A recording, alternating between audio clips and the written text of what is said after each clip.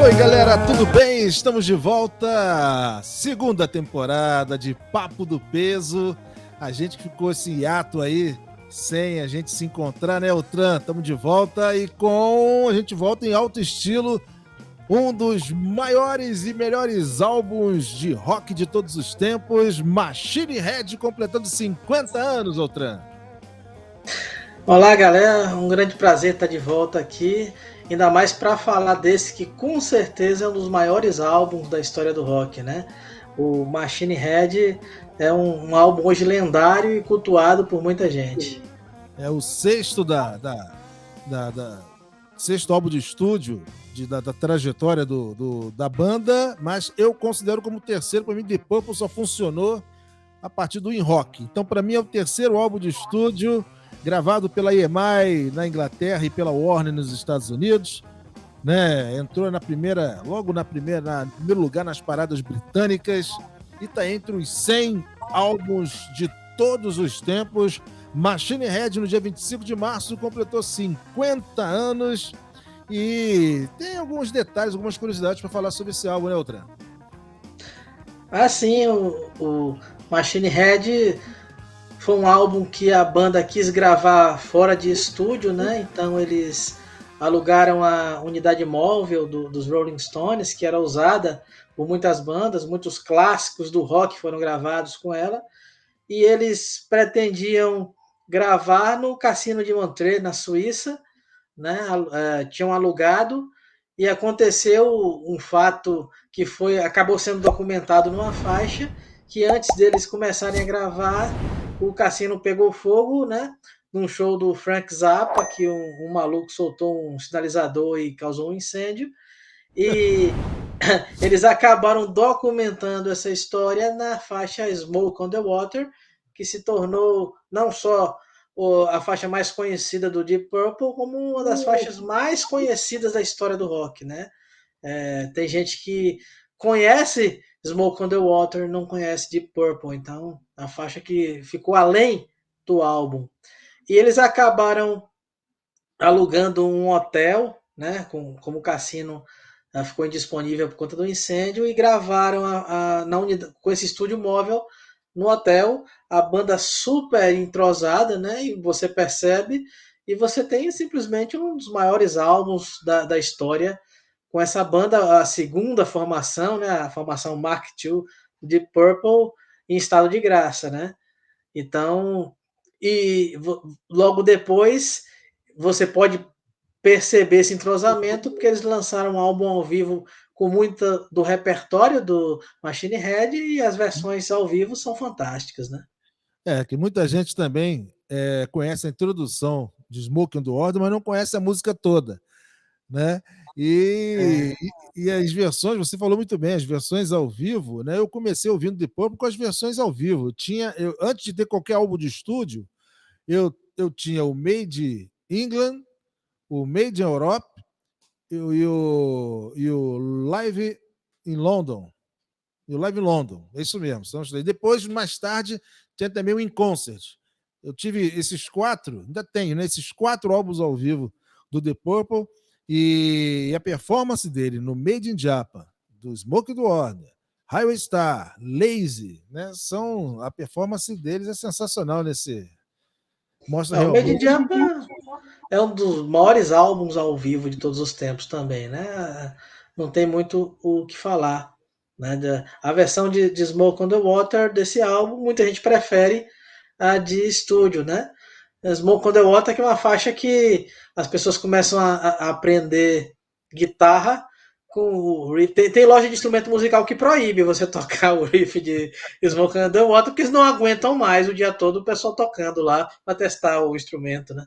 Não, e você vê como é que o Made in Japan ficou tão gravado que você vê as bandas que vão tocar, pelo menos aqui no Brasil acontece isso, vão tocar Smoke on the Water, eles fazem a mesma sacanagem com a guitarra antes de entrar com a introdução. Já viu? Ao vivo fica, Verdade. né? Aquela mesma coisinha antes de entrar a introdução do Smoke. Até as bandas covers fazem isso.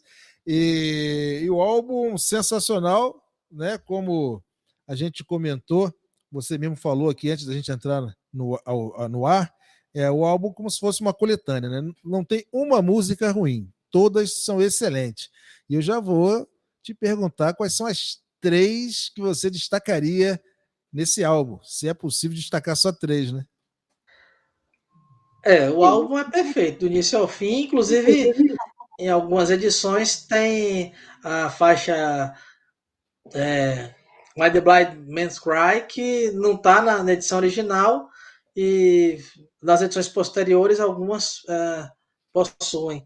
As minhas preferidas são, sem contar Smoke on the Water, que eu acho que ela não pode ser votada, porque ela está tão além, né, do álbum, seriam Highway Star, Space Trucking, 2 faixas ótimas para você ouvir quando está na estrada, né? Com cuidado de não acelerar demais.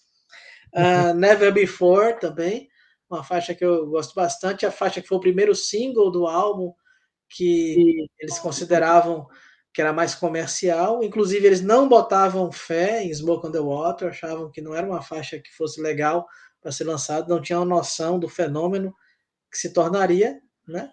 Mas eu poderia citar qualquer outra, mas essas 3 faixas eu vou citar porque eu tenho que citar 3, né? Tem que ser 3, não tem jeito.